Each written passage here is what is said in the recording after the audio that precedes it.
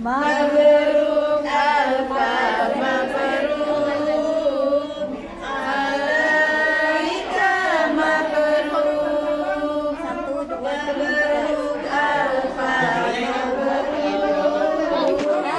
Bismillahirrahmanirrahim. Assalamualaikum warahmatullahi wabarakatuh. Waalaikumsalam warahmatullahi wabarakatuh. Alhamdulillahirabbil alamin wassalatu wassalamu ala asrofil anbiya'i wal mursalin sayyidina wa maulana Muhammadin wa ala alihi washabihi ajmain. Asyhadu an la ilaha illallah wahdahu la syarikalah wa asyhadu anna Muhammadan abduhu wa rasuluh la nabiyya ba'dah. Qala Allah Ta'ala fil kitabil karim, a'udzu billahi minasyaitonir rajim. Bismillahirrahmanirrahim. Ya ayyuhalladzina amanu taqullaha haqqa tuqatih wa la tamutunna illa wa antum muslimun. Yang kita hormati Ibu Elfani, Konsultan Sosbud KJRI Hongkong, Ibu Solihati, Ketua MT KSWB, para pengurus dan juga para tamu undangan dari majelis mana saja Ibu? Nurul Huda. Terus? MTTW Junwan. Oh ya, alhamdulillah. Wah, tamu dari jauh ya. Terus ada lagi Bu? Wancai. Oh, alhamdulillah. Baik, yang pertama kita ucapkan syukur, alhamdulillah kita masih diberikan kesehatan, ya keluangan waktu sehingga kita masih bisa berkegiatan positif ya dalam rangka untuk meningkatkan kualitas keimanan dan ketakwaan kita kepada Allah Subhanahu wa taala. Amin. Kita ucapkan selamat milad untuk MT KSWB, Majelis Taklim KSWB yang ke-29 tahun. Kalau seorang manusia ini berarti sudah menikah ini ya, sudah menikah, sudah punya anak, tapi mungkin umur pernikahannya masih baru sehingga ya masih agak-agak adaptasi gitu ya Bu ya. Tapi 29 tahun ini luar biasa bisa bertahan ya. Dompet duafa saja belum ada 29 ya, kita 2005. Berarti ini kurang dari 2005 ya. Kalau 2005 berarti sekarang berapa? 23 8 iya 18 ya. Iya 18 ini 29. Oh, selisihnya 11 tahun. Iya, 2000 luar biasa ya.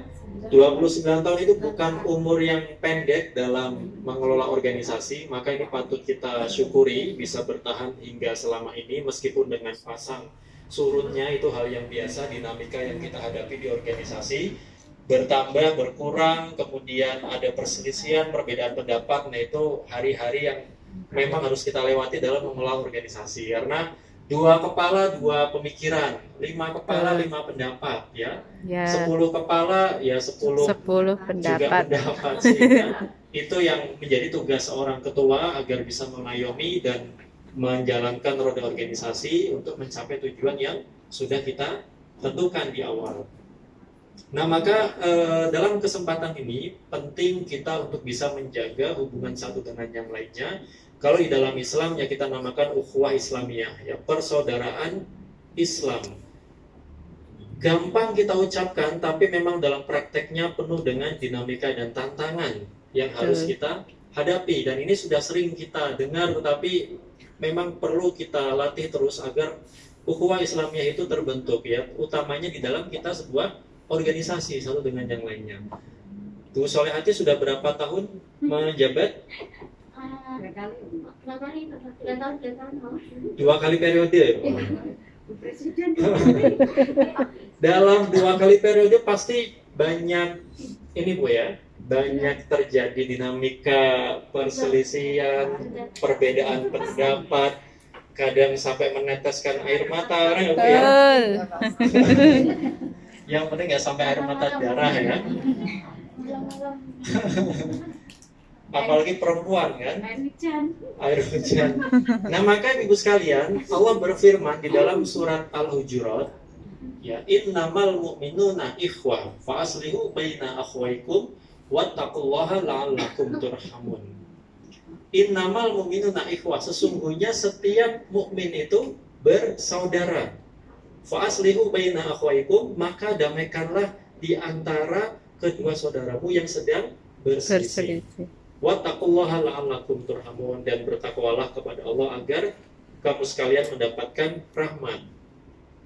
Ada 3 potongan ayat di sini, Ibu sekalian. Innamal mu'minuna ikhwah, sesungguhnya setiap mukmin itu bersaudara. Ada kata mukmin di sini. Mukmin itu berarti orang yang beriman. Orang yang beriman. Kita dulu waktu SD itu kan guru agama kita menyampaikan iman itu apa, Bu? Iman itu diyakini dalam hati, meyakini dalam hati, mengucapkan atau mengikrarkan dengan lisan, dan mengamalkan dalam perbuatan atau tindakan. Nah, tapi pertanyaannya bagaimana cara mengukur keimanan seseorang? Sedangkan dalam hati siapa yang tahu? Nggak ada yang tahu kecuali kita dan Allah, ya kan? Kemudian lisan kita juga kadang-kadang tidak sesuai dengan kenyataan, bisa dibuat-buat. Perbuatan juga kita bisa berpura-pura. Maka bagaimana cara mengukur atau melihat parameter keimanan seseorang? Allah dan Rasul-Nya meletakkan parameter keimanan seseorang bukan hanya pada ibadah-ibadah yang bersifat ritual, ya, seperti sholat, puasa. Tapi Allah dan Rasul-Nya meletakkan parameter keimanan itu dalam hubungan manusia dengan sesamanya. Jadi kalau kita lihat mukmin, orang yang beriman, maka iman itu artinya aman. Seorang yang beriman artinya dia harus memberikan rasa aman terhadap orang di sekitarnya dari lisan dan perbuatannya. Islam itu artinya selamat. Maka orang yang mengaku Islam seharusnya dia bisa memberikan keselamatan pada diri dan orang-orang di sekitarnya dari lisan dan perbuatannya. Ya, Bu, ya, maka kalau kehadiran kita di tengah-tengah organisasi, di tengah-tengah kelompok bisa memberikan keselamatan, nah maka kita Islam beneran itu. Tapi kalau kita datang, orang itu pada gelisah, aduh ada dia lagi gitu kan, pinginnya cepat dia pergi gitu kan, atau waduh ada dia nih, jangan-jangan nanti mau diutangin lagi gitu kan, misalkan.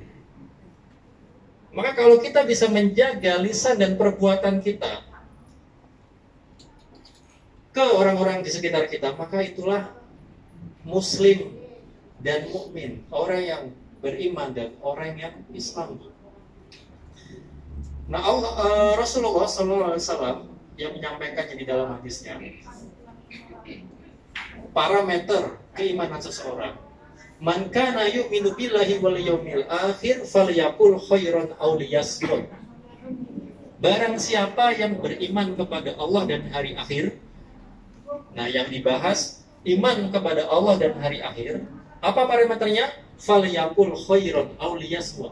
Maka hendaknya dia berkata yang baik atau diam. Ya, Bu, jadi ukuran keimanan seseorang. Barang siapa yang beriman, mengaku beriman kepada Allah dan hari akhir, ini sesuatu yang besar apa yang kecil, Bu? Iman kepada Allah dan hari akhir sesuatu yang penting, sesuatu yang besar. Ukurannya apa? Berkatalah yang baik atau diam. Jadi Allah dan Rasulnya meletakkan parameter keimanan seseorang ya pada hubungan kita dengan sesamanya. Nah, yang pertama dari lisan kita. Kalau kita kira-kira nggak bisa ngomong yang baik, maka diam Lebih dulu. baik diam. Meneng dhisik, meneng baik. Ya. Kadang kita itu ya, apalagi nih, mohon maaf nih ibu-ibu kan, saya kalau boncengan sama istri naik motor itu, kalau istri yang tahu alamat, dia yang mengarahkan, ngomongnya belok kanan gitu kan. Jadi tangannya ke kiri. tapi ngomongnya bilang. Jadi ngomong dulu baru dipikir. Nah, apalagi nih ibu-ibu ini ya. Sekarang kan nggak cuma ngomong, ngetik juga kan di grup WhatsApp, nggak habis-habis nih kalau dibahas kan. Kalau perdebatan, perselisihan, beda pendapat di grup tuh nggak habis-habis kalau dibahas. Betul. Ya, Bu, ya. Maka memang lidah itu sangat penting ya, lisan itu sangat penting, sampai Allah dan Rasulnya letakkan sejajar dengan iman kepada Allah dan hari akhir. Kalau kita nggak bisa ngomong yang baik, diem aja dulu, jangan dikeluarkan. Maka sebelum ngomong kita pikir dulu agar yang keluar dari ucapan kita itu tidak menyinggung orang lain atau tidak menyakiti orang lain. Ya. Ngomong yang baik itu bukan hanya sekedar benar, karena benar pun belum tentu baik. Kalau misalkan waktunya nggak tepat, caranya nggak pas. Misalkan nih ada teman datang, wala kowe nganggo kelambi kok ora memper blas gitu ya, atasan merah, bawahan hijau kayak lampu traffic light gitu kan. Itu bener apa enggak, Bu? Omongannya bener enggak? Bener, bener. tapi menyinggung. Betul sih. Bener, tapi baik nggak itu? Enggak. Belum tentu. Kalau yang diajak ngomong itu nggak tersinggungan, nggak sakit hati, ya nggak ada masalah. Tapi kalau dia lagi pusing mikirin utang, baru dimarahin majikan, kok tiba-tiba ketemu teman ngomongnya begitu kan, tersinggung jadinya kan, mencak-mencak jadinya. Jadi benar itu belum tentu baik, Bu. Jadi baik itu benar, isinya, kemudian caranya baik, kemudian tepat waktunya, bermanfaat dan berpahala di sisi Allah. Nah, kadang-kadang kita ngomong, mengambil hadis, berkatalah yang benar meskipun itu pahit gitu ya, Bu ya. Pokoknya aku kan ngomongnya benar, rapopo pahit kan, jamu pahit kan, dan kue waras gitu kan ya. Nah, Bu, hadis berkatalah yang benar meskipun itu pahit, Bu, ada kisahnya ya, ada ceritanya. Jadi waktu itu ada seorang pedagang yang sedang kulaan barang dagangan, kemudian dia kurang teliti, tidak ngecek barang dagangan yang dibeli. Akhirnya keesokan harinya ketika mau dijual lagi, ternyata barangnya sebagian besar cacat semua. Bingung kan dia, waduh ini barangnya cacat semua ini. Terus nyari orang yang jual itu nggak ketemu, sudah hilang. Waduh gimana ini, rugi ini. Modal sudah keluar, belum tentu laku, rugi nih. Akhirnya dia mengadu kepada Rasulullah. Ya Rasulullah, celakalah aku. Kenapa engkau bilang begitu? Kemudian dia bilang, ya Rasulullah, saya kemarin kulaan barang dagangan. Ternyata saya kurang teliti dan barang dagangnya cacat semua. Ini apa yang harus saya lakukan? Apakah saya boleh menjual, saya tutupi kecacatannya, yang penting saya balik modal, atau pokoknya saya nggak rugi lah, minimal BEP, modalnya balik. Nggak apa-apa, saya nggak untung, yang penting modalnya balik. Apa kata Rasulullah? Nah, barulah di sini nih Rasulullah sampaikan, berkatalah yang benar meskipun itu pahit. Paham sampai di sini, Bu? Maksudnya hadis berkatalah yang benar meskipun pahit. Jadi berkata yang benar itu apa? Ngomong sing jujur. Meskipun itu dampaknya nggak baik buat diri kita. Betul. Paham ya, Bu ya? Insyaallah. Jadi ngomong jujur meskipun nanti kita dapat pahit gitu. Jadi bukan ke orang lain pahitnya, tapi pahitnya diri sendiri. Bukan ngomong kita benar ke orang lain, nanti biarin kamu nerimanya pahit, nggak apa-apa, bukan. Tapi kita ngomong jujur apa adanya, meskipun nanti kita dapat pahitnya.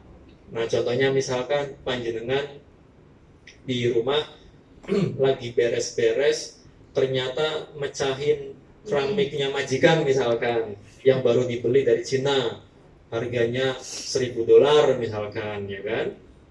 Terus waduh, nggak ada CCTV nih, nggak tahu nih, di rumah ada kucing, Apa kucing yang saya salahkan? Majikan belum pulang. Nah itulah Bu, ujian hadis ini tuh. Berkatalah yang benar meskipun pahit. Pahit. Jadi kita mau ngomong jujur sama majikan, bos, ini maaf ya tadi saya lagi nyapu, tahu-tahu kesenggol siku gitu kan, pecah, piye bos gitu kan. Kan terus apa? Bosnya marah-marah, kita dimarah-marahin, dimaki-maki, gaji dipotong misalkan, pahit kan itu? Pahit. Nah, tapi harus kita katakan, berkata yang benar, kita jujur apa adanya meskipun itu pahit. Nah itu Bu. Tapi kalau kita ngomong ke orang lain adalah tadi, berkatalah yang baik, kalau nggak bisa Diam. nah itu Bu, paham ya Bu ya sampai sini ya. Insya Allah. Jadi mulai sekarang nih, sebelum ngetik pikir dulu. Meskipun itu benar, kalau kok ini menyakitkan jangan diomongin. Betul. Ditata dulu kalimatnya, diketik dulu sebelum di-send, baca dulu. Ini kira-kira orang yang terima bakalan tersinggung apa enggak ya? Nah, baru kalau oh enggak lah, aman lah, bismillah, enter kayak gitu. Apalagi kalau pas ngomong juga nih, nah kalau ngomong kadang-kadang kita terbawa emosi kan. Jadi kalau laki-laki itu sehari biasanya ngeluarin 5.000 kata Bu. Tapi kalau perempuan itu 20.000 nggak cukup gitu. Ya, apa saja diomongin kan. Nah maka ini perempuan semua nih, antara sesama perempuan, wah itu harus hati-hati. Kalau diskusi ini ketua harus mengarahkan diskusinya itu agar terarah, jadi nggak melebar kemana-mana. Apalagi nanti nyangkut-nyangkut personal segala macam, menyinggung personal itu nanti nggak sehat, jadi menyinggung orang lain. Nah itu yang pertama Bu, ya parameter keimanan. Berkatalah yang baik atau lebih baik Diam. Kemudian yang kedua, wa man kana yu'minu billahi wal yawmil akhir wala yu'bijaroh fala yu'bijaroh. Barang siapa yang beriman kepada Allah dan hari akhir, maka hendaknya berbuat baik kepada tetangga. Hendaknya tidak menyakiti tetangga. Tetangga. Nah, saudara kita yang paling dekat itu tetangga, Bu. Kalau kayak orang tua kita atau adik kandung kita atau paman kita, mungkin rumahnya jauh ya, misalnya kita tinggal di Indonesia ya, maka yang paling dekat adalah tetangga. Maka tetangga ini adalah aspek yang sangat penting di dalam kehidupan kita sehari-hari. Kalau kita misalkan punya masalah dengan tetangga, itu rasanya nggak enak banget Bu. Betul. Mau keluar rumah tengok-tengok dulu, ini ada nggak ya orangnya ya. Kalau ada kita masuk lagi. Dia udah masuk rumah kita baru keluarkan biar nggak papasan gitu dulu ya. Mau pulang juga gitu, dari ujung gang nengok dulu tuh dia lagi berada di luar rumah atau di depan rumah apa enggak ya. Nah kalau di Hongkong ini tetangga kita ya teman majelis ini nih. Ya maka kalau kita punya satu musuh saja nih di Hongkong ini nggak enak rasanya. Yang biasanya nggak ketemu kok ketemu aja papasan di jalan kan. Nah maka ibu sekalian, ya Rasulullah sampaikan, kalau kita beriman kepada Allah dan hari akhir, maka jangan menyakiti tetangga. Apa sih contoh menyakiti tetangga? Kata Rasul, salah satu contoh menyakiti tetangga itu, ini konteks kalau kita bertetangga di Indonesia ya, maksudnya rumah sosial gitu ya. Kita di rumah memasak, kemudian baunya kebul-kebul sampai ke tetangga kita, tapi rasanya nggak sampai ke tetangga kita. Nah itu salah satu yang menyakiti tetangga. Jadi ya kita masak, wah baunya kebul-kebul sampai ke tetangga kita, ini siapa sih yang masak? Tapi rasanya nggak sampai Bu. Nah, itu atau kita pulang bawa durian gitu kan, baunya brang-brang, tapi nggak nyampe rasanya. Jadi kalau kita masak, kita beli apa kok yang aromanya tuh sampai ke tetangga, maka kasih icip-icip ya kan, ya barang semangkok lah, barang sepiring gitu kan. Atau kalau ada pohon kita yang Berbuah. Buahnya itu nyampe ke tetangga, itu haknya tetangga juga itu Bu ya. Ya. Ayam kita itu ada kalau di desa gitu. Ayam kita injak-injak rumah orang, kemudian melek di sana itu kan ya, wah, disembelih kita jangan marah itu. Salahnya ayam ya. Kalau orang Madura lucu lagi Bu, orang Madura nangkap ikan sampai ke di Australia, ditangkap sama Australia kan, kemudian disidang di Australia. Ini kamu kok nangkap ikan di perairan Australia? Oh enggak, ini tadi ikan dari Indonesia, saya kejar sampai ke Australia baru tangkap. Ya ini joke aja Bu ya, bercanda ini Bu, enggak beneran. Nah maka Bu, kalau sekarang bukan hanya aroma, bukan hanya bau Bu. Sekarang kita makan di restoran, sebelum dimakan dipoto dulu kan, cekrek, pasang status di WhatsApp story ya kan, baru gajian ini.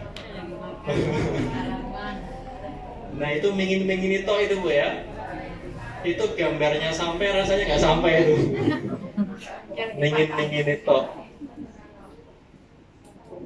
Oke, ahlan wa sahlan, selamat datang.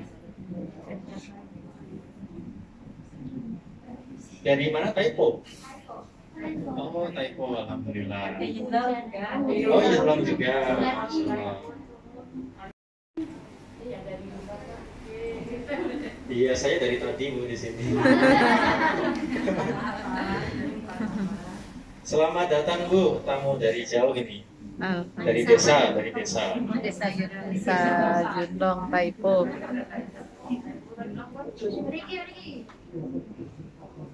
Oke, tadi yang kedua apa Bu? Kalau kita hari akhir maka jangan menyakiti tetangga. Kemudian yang ketiga, wa man kana yu'minu billahi wal yawmil akhir falyukrim dhaifah. Barang siapa yang beriman kepada Allah dan hari akhir, maka hendaklah ia memuliakan tamu.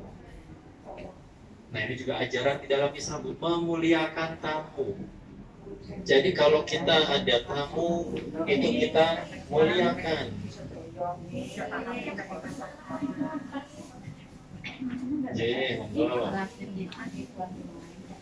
Monggo. Apa?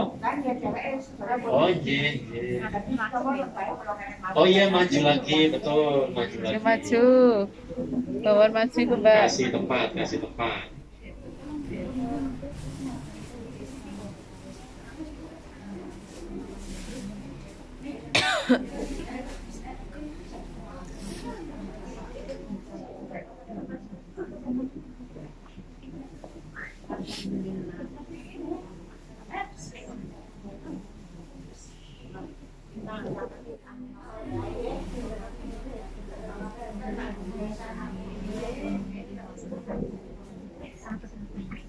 Ya karena angkatan pas dono buri ingerno ben buri tanah ketok. Angkatan ingerno ono ben ketok. Ah, mau nyerno lho sayang. Ora, ora iso. Oke, alhamdulillah. Selamat datang, silakan duduk yang nyaman. Kita lanjutkan kembali.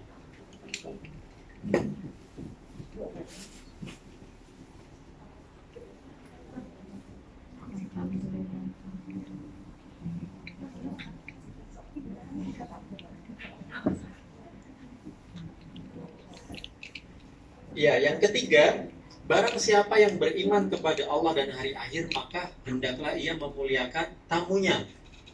Jadi tamu itu harus kita muliakan, Bu. Ya, kalau dulu kan kita dengar cerita kalau di Arab sana kalau ada tamu sembelihkan kambing muda. Luar biasa ya.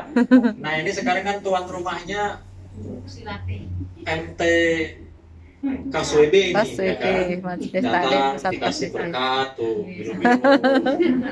digelarin karpet, ya kan? Ruangan ber-AC, oh ini Alhamdulillah. juga fasilitasnya luar biasa nih, maka kita muliakan tamunya, disuguhi diterima dengan baik, dengan senyum gitu Bu ya. Kalau kita disuguhi tapi pelayanannya nggak bagus juga nggak enak rasanya Bu. Permisi Ayo diminum enggak? Nah, apa kasih minum, kasih makan tapi caranya nggak bagus, nggak ada senyum, ngomongnya nyentak-nyentak misalkan, kan kita makan juga jadinya nggak enak ya kan, makan ayam makan apa juga nggak enak. Tapi kalau monggo dimakan, disekecaaken seadanya ya gitu misalkan ya, bahasa basi biasa orang Jawa. Nah maka kita muliakan tahu. Bahkan dulu sahabat tuh ada malam-malam makan hanya cukup.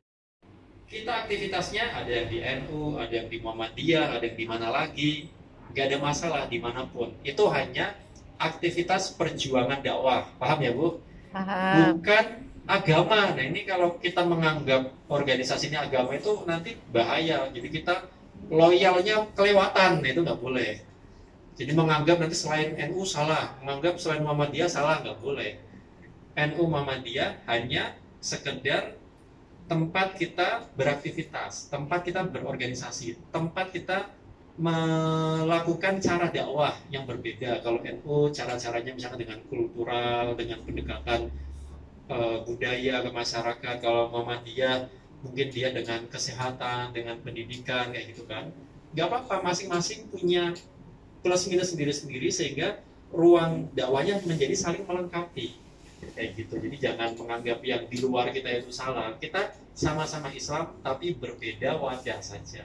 Di sini juga sama nih, di Hongkong ini kan banyak organisasi, banyak majelis taklim, sama semua kita, hanya beda nama dan cara kita beraktivitas dakwah, ya kan? Domain Duafa juga kita menaungi semua, bersahabat dengan semua organisasi, ya, baik yang Islam maupun yang non Muslim, kita juga bersahabat untuk mendukung satu sama lain dalam melakukan proses bantuan terhadap PMI yang bermasalah di Hongkong.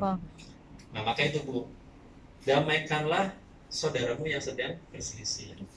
Nah kemudian potongan ayat yang terakhir, wattaqullaha la'allakum turhamun, dan bertakwalah kamu kepada Allah agar kita mendapatkan rahmat-Mu.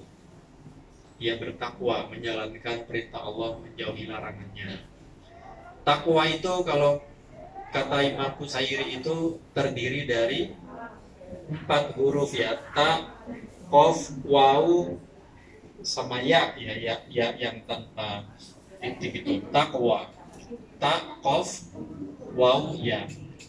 Masing-masing huruf ini menampilkan simbol-simbol perilaku dari orang-orang yang bertakwa. Ya, ta itu berarti tawadu. Tawadu itu apa Bu?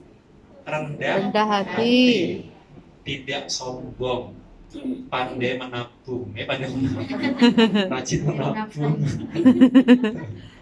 Rendah itu zaman pramuka dulu ya. Jadi rendah hati Bu.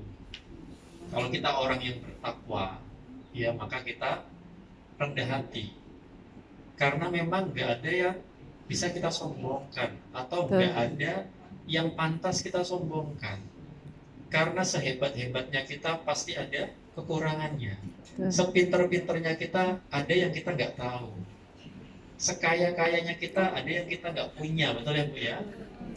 Setinggi-tinggi gajinya kita masih ada yang lebih tinggi. Sekaya-kayanya majikan kita masih ada majikan orang lain yang lebih kaya. Betul. Kadang kita majikannya yang kaya, kitanya yang sombong. Iya, Oh, benar ya? terus terang gitu. Aduh, nah itu jangan sampai ya Bu ya.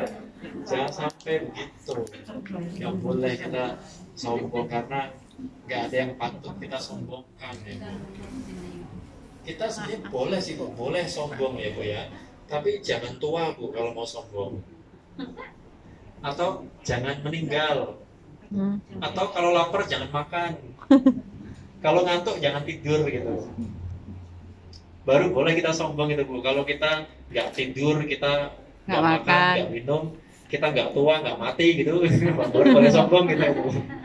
Lah kalau kita Majelis Taklim KSWB yang ke-29 ini, ya kita bisa mengambil pelajaran dari perjalanan yang sangat panjang ini.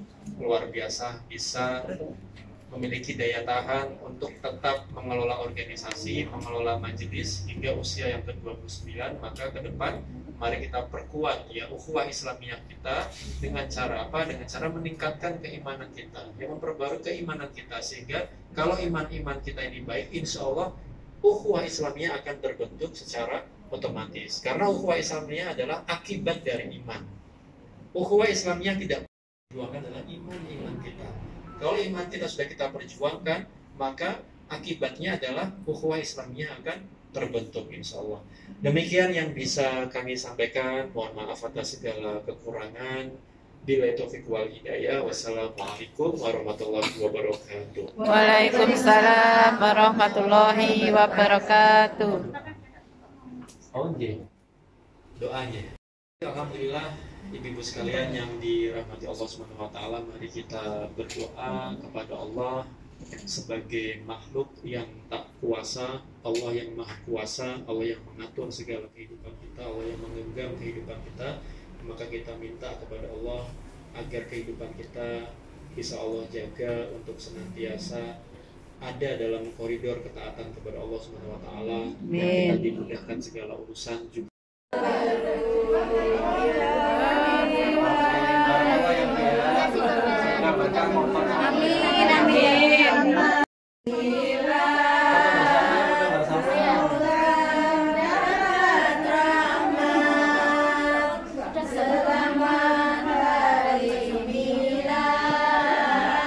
Semoga dapat rahmat dari Allah.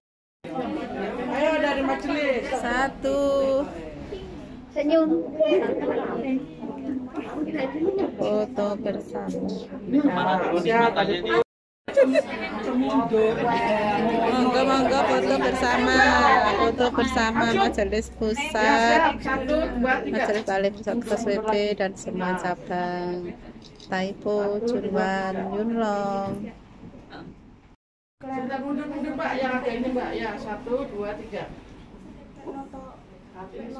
Foto bersama Majelis Taklim. Masuk tukang kabeh. Ayo.